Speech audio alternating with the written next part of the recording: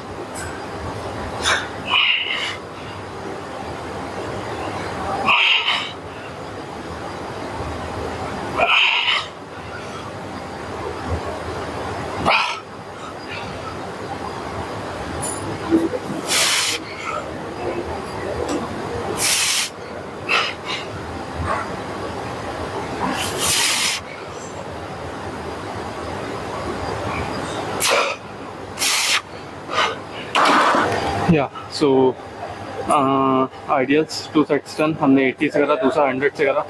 दोनों से 10-10 रेप्स है, बट नेक्स्ट हम कर रहे हैं 110 से। 100 से अच्छा था, मज़ा आया, बट अब अगला सेट 110 से करेंगे, उसके बाद देखते हैं फिर कैसा लगता है।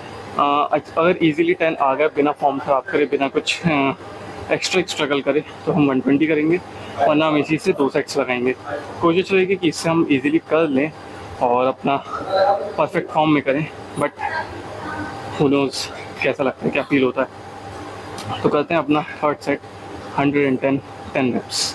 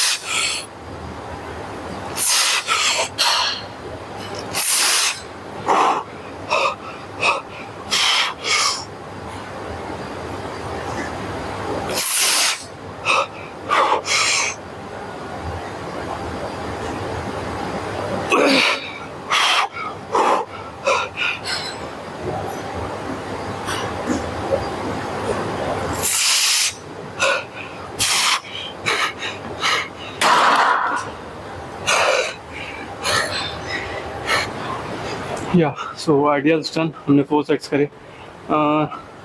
60 नहीं सॉरी 80 100 110 120 3 सेट्स 110 तक अच्छे 10 रेप्स आए। लास्ट के 120 में लास्ट सेट जो था 6 रेप्स आई थिंक ठीक है, उसका 2 रेप्स थोड़े ख़राब है, फॉर्म ख़राब हुई, बट अच्छा है, मज़ा आया क्योंकि हमने पुश करा अपने फेलियर से ज़्यादा। मैं चाहता तो 6 पे रख देता, क्योंकि मुझे पता चल गया था कि इसके बाद मज़ा नहीं आएगा, मतलब मज़ा आएगा लेकिन फॉर्म में थोड़ी ख़राबी हो सकती है, बट मैंने पुश करा और वो बहुत अच्छा था। इससे एक मेंटलिटी हमारी बूस्ट होती है, हमारा क्या कहते हैं, हम मेंटली स्ट्रांग होते हैं, हमारे दिमाग में एक वो थॉट आ जाता है कि हाँ मैं 8 रेप्स आगे कर सकता हूँ और मुझे उससे ज़्यादा करना है।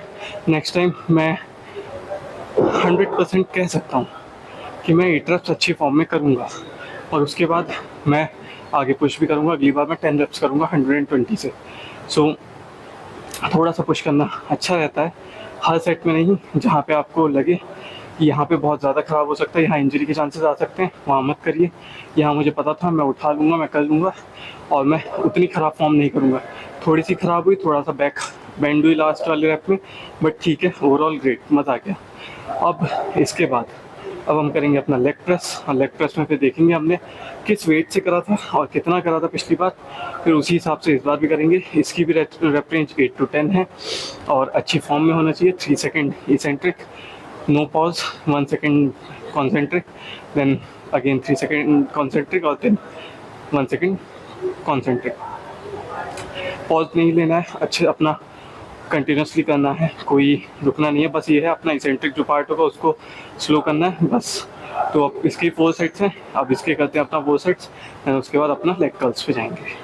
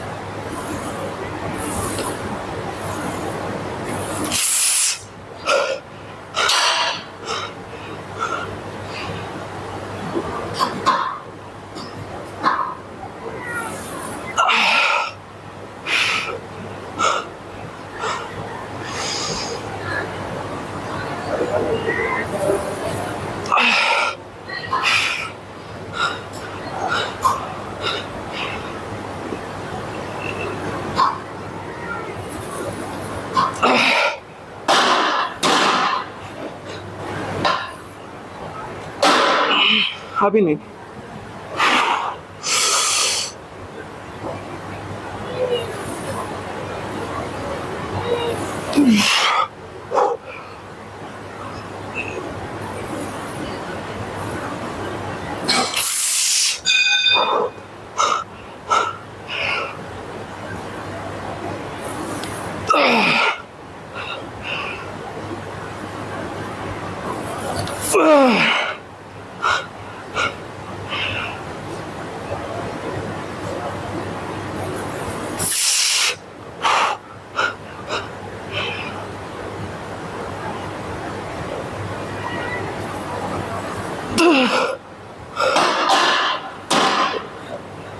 या अरे क्या कर रहा हूँ तो ये या सो लेग प्रेस के 4 सेट्स रन हमने पहला set as a warm up 2 plate से कर लिया था यानी 80 kg से।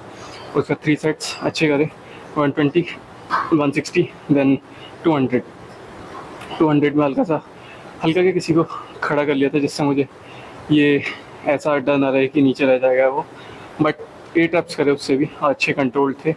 जब मैं किसी को खड़ा कर लेता हूँ तो मेरे दिमाग में ये रहता है कि यार जब लास्ट के रेप्स आते हैं ना तो ऐसा लगता है कि यार वो सपोर्ट दे रहे हैं सिर्फ, तो इसलिए मैं 1-2 रेप पहले ही रुक जाता हूँ। तो बट ठीक था, 8 reps हमने कंट्रोल कर अच्छा आया, मज़ा आ गया। और उससे पहले हमने 160 से 10 reps करे थे कंट्रोल, देन 120 से भी कंट्रोल अच्छा करा था, मज़ा आ गया। कंपाउंड मूवमेंट दो डन हो चुके हैं। अब आइसोलेशन मूवमेंट हैमस्ट्रिंग के लिए लेग कर्ल करेंगे, उसके 4 या 3 सेट्स हैं, सॉरी आइसोलेशन मूवमेंट है 3 सेट्स हैं। और उसके पिछली बार देखते हैं हमने कैसा करा था, क्या रेप रेंज थी, क्या वेट था, और उस हिसाब से करेंगे। इसमें भी वही है, टेम्पो इसमें ऐसा है कि 3 second eccentric, then 1 second hold, then 1 second concentric, 1 या 2 second concentric, then again 1 second hold, then फिर 3 सेकेंड इसेंट्रिक।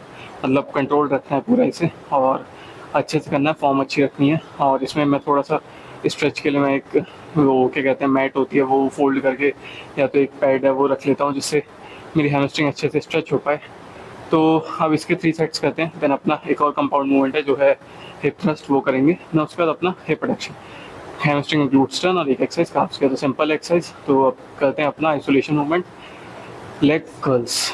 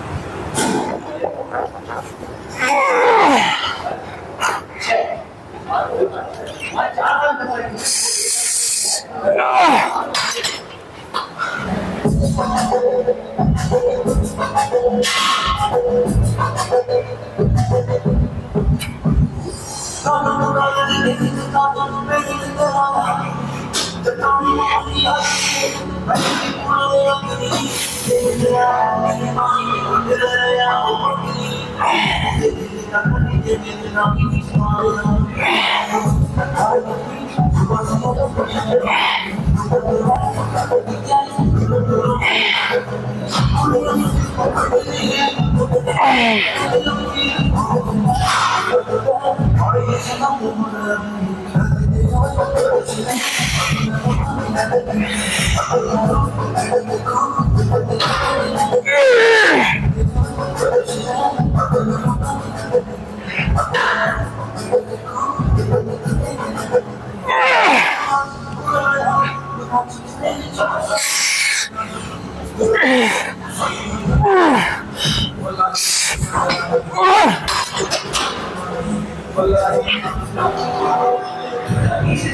सो leg curl done, isolation movement जो हैमस्ट्रिंग की थी, और उसमें हमने 3 सेट्स करे 30, 35, 40, जिसमें हमने 3 सेट्स में रेप रेंज थी हमारी 12 एंड देन 8 या 9 ऐसे कुछ, और ग्राइंड करा, पूरा ग्राइंड करा, पार्शल रेप्स जितने लग सकते थे उतना करा, और मज़ा आ गया। हैमस्ट्रिंग बहुत अच्छी फील हो रही है। अब एक और कंपाउंड मूवमेंट अपनी ग्लूट्स की जो है अपनी हिप थ्रस्ट, उसके हमारे 3 सेट्स हैं, 3 या 4 सेट्स आए थे। वो डिपेंड करेगा कि पहला सेट कैसा फील होता है, क्योंकि हैमस्ट्रिंग बहुत ज़्यादा फटीक हो चुकी है, बहुत मज़ा आ रहा है। फटीक नहीं कह सकते उसे, पंप हो चुकी है और बहुत ज़्यादा ब्लड फ्लो बहुत अच्छा बढ़ गया। 3 एक्सरसाइज डन। अब बारी अपनी 4th की, जिसकी जो है हिप थ्रस्ट, उसकी हमें 3 सेट्स करनी है। और उसमें बेसिकली जैसे मैं पहले बेंच पे करता था, उससे क्या हो रहा था, थोड़ा फिक्स होने में दिक्कत हो रही थी, तो मैंने अभी देखा कैसे कर सकते हैं बिना उसके मशीन के। वैसे तो इंक्लाइन मशीन, जो इंक्लाइन बेंच होती है, उसे डिक्लाइन पूरा करके फिर उस पर कर सकते हैं, उससे अच्छा फील होगा और आपको फिक्स होने में भी ईजी रहेगा। तो आज उस पर करेंगे, और पिछली बार का देखेंगे वेट कैसा था, क्या वेट थे, क्या रेप रेंज थी, फिर उस हिसाब से करेंगे। और बस उसके बाद अपना हिप में एक एक्सरसाइज और हिप्स की, और उसके बाद अपना लेग्स, मतलब लेग्स तो नीचे काफ्स का है, फिर काफ्स करेंगे देन कंप्लीट। तो अब चलते हैं, अपना हिप थ्रस्ट करते हैं, देन उसका देखते हैं क्या, एक सेट करते हैं, फिर देखते हैं कैसा फील होता है, फिर उस हिसाब से रेप्स करेंगे, सेट्स ना कि wraps.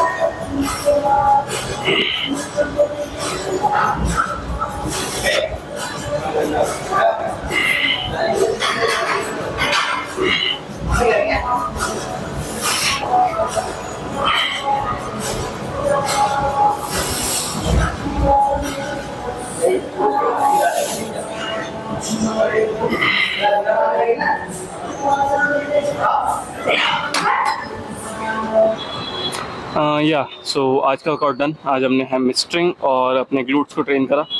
3 compound movement, 3 isolation movement, जो की थी हमारी leg press, ideals, then hip thrust, then उसके बाद लेग कर्ल और हिप एडक्शन, और उसके बाद एक आइसोलेशन मूवमेंट अपनी काफ्स की जो है सीटेड काफ रेस।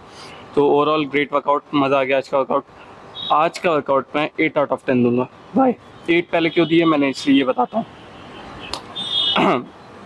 मैंने आइडियल्स में पिछली बार से अच्छा करा, 110 से पिछली बार करा था, आज 120 से करा 8 रेप्स, तो वो हो गए अपने। उसके बाद फिर लेग प्रेस में 180 था पिछली बार अपना बेस्ट, इस बार हमने 200 करा। स्पॉट के लिए किसी को खड़ा कर लिया था, बट मैंने आई थिंक 6 नहीं, सारे रेप्स मैंने खुद ही करे। और मेरा पता है थोड़ा सा एक वो इशू है कि अगर मैं किसी को खड़ा कर लेता हूँ सपोर्ट के लिए, स्पॉट के लिए, तो मैं अपने मतलब एक्सट्रीम उस पर नहीं जा पाता। अगर उन्होंने हाथ लगाना शुरू कर दिया, मतलब हल्का हल्का भी मेरे हाथ से या मशीन पे टच हो रहा है, तो मुझे लगने लगता है कि वही सारा स्पॉट दे रहे हैं, मैं कुछ कर ही नहीं रहा हूँ। तो इसलिए मैं 2-4 रेप एक्स्ट्रा पहले ही रुक जाता हूँ। ये चीज़ है। लेकिन ठीक है, अगली बार हम क्या करेंगे, हम स्पॉट के लिए मना कर देंगे कि आप बस खड़े रहिएगा सेफ्टी के लिए, कि अगर नीचे गिर जाता है तब उठा दीजिएगा और कुछ नहीं। पिछली बार, अगली बार ये करेंगे। तो वो हमने अच्छा करा पिछली बार से, और हमने लेग कर्ल भी अच्छे फॉर्म में, अच्छी मतलब ज़्यादा फेलियर तक गए, इसलिए 8 रेप्स 8 मार्क्स और 2 मार्क्स क्यों कट हैं। हिप थ्रस्ट में भी हमने पिछली बार से ज़्यादा वेट हिट करा, मतलब ज़्यादा वेट से करा हमने एक्सरसाइज, बट उसमें अभी फॉर्म को बहुत सही करना है, मतलब फॉर्म उसमें बहुत बेटर करनी है। अभी सेटअप नहीं हो पा रहा है सही से, अभी वो फील नहीं आ पा रहा है जो आना चाहिए, जो कॉन्ट्रैक्शन फील होना चाहिए, जो स्ट्रेच फील होना चाहिए अपना, वो नहीं हो पा रहा है। पिछली बार बेंच पे करा तो उस पूरा सेटअप होने में आधी एनर्जी चली जाती है, इस बार बेंच को डिक्लाइन करे करा तो थोड़ा सा कम स्ट्रेच मिल रहा था, तो ओवरऑल ये चीज़ें हो रही हैं, तो इसलिए 2 मार्क्स कटे। अगली बार देखेंगे कैसे करना है, या जितना ज़्यादा फॉर्म बेटर कर सकते हैं, जितना ज़्यादा अपने मसल को इंगेज कर सकते हैं उतना करेंगे। फॉर्म पे ज़्यादा काम करना है, अपने मसल को एक्टिवेट करने में ज़्यादा काम करना है, तो ये चीज़ है। इसलिए आज का वर्कआउट हमारा 8 आउट ऑफ 10, मज़ा आ गया आज का वर्कआउट। और अब कल होगा अपना पुश डे, जिसमें हम अपना डिक्लाइन से स्टार्ट करते हैं हर बार। जैसे जब मैं पहली बार करता हूँ, जब वीक का फर्स्ट पुश डे होता है, तो उसमें क्या करते हैं, हम लो इंक्लाइन से चालू करते हैं। अब वीक का सेकंड पुश डे है, तो हम डिक्लाइन से चालू करेंगे अपनी exercise, decline machine press, then उसके बाद high inclined split machine press, then pec deck flies. पिछली बार हमने पेक डेक फ्लाइज करे थे, तो इस बार केबल फ्लाइज करेंगे। सिंपल ये रहेगा वर्कआउट। अपना शोल्डर रहेंगे, फिर ट्राइसेप रहेगा। हाँ, तो अभी मैं बताता हूँ 2-4 दिन से क्या हो रहा था। जैसे मैंने स्टार्ट करा, पुश डे स्टार्ट करा, तो ऐसा लग रहा था, जैसे मैं पहले बताता हूँ लेग डे वाले दिन। तो लेग डे वाले दिन क्या हुआ, ऐसा एनर्जी कम लग रही थी या स्ट्रेंथ कम लग रही थी, तो मुझे लगा कि हो सकता है ये ऐसा उस वजह से हो रहा हो कि क्या कहते हैं, स्लीप सही से ना हुई हो, या डाइट मेरी थोड़ी बहुत इधर हुई थी, तो उस वजह से हो रहा हो। फिर एक दिन रेस्ट हुआ। पुश डे वाले दिन भी पिछली बार से अच्छा नहीं कर पाए हम। पिछली बार से हमने ज़्यादा वेट पुश नहीं कर पाए, और भी पिछली बार से ख़राब था। तो बट हमने जैसे न तैसे करके, मतलब ड्रॉप सेट या थोड़ा सा रेप्स को स्लो करके या वेट पॉज करके फिर लगाया, तो हमने करा अच्छे से। बट पिछली बार से स्ट्रेंथ वीक थी और हम रेप्स कम लगा पाए, ये चीज़ थी। फिर बैक डे वाले दिन भी ऐसे ही हुआ।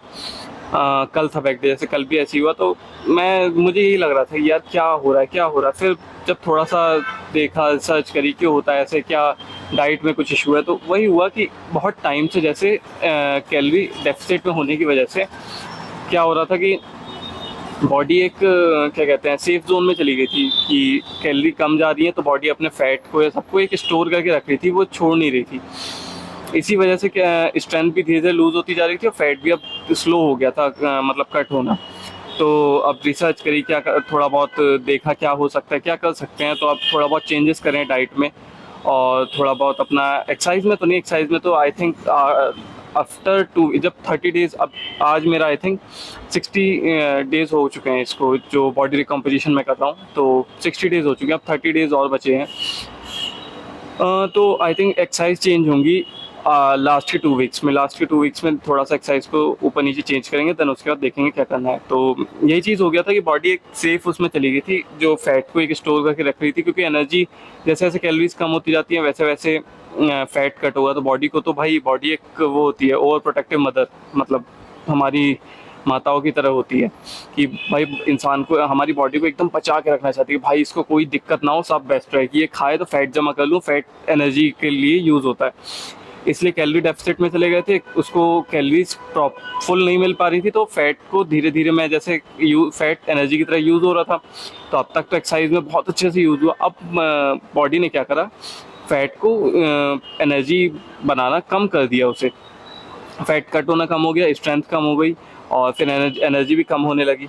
इसी वजह से ऐसा लग रहा था कि यार स्ट्रेंथ तो है ही नहीं, और मन भी नहीं कर रहा था एक्सरसाइज का, बट हम आ रहे थे, रोज़ एक्सरसाइज कर रहे थे। तो थोड़ा बहुत अब डाइट में चेंज करा है, और कार्डियो में भी ऊपर नीचे थोड़ा बहुत करा है, अपना टाइमिंग को कम करा है।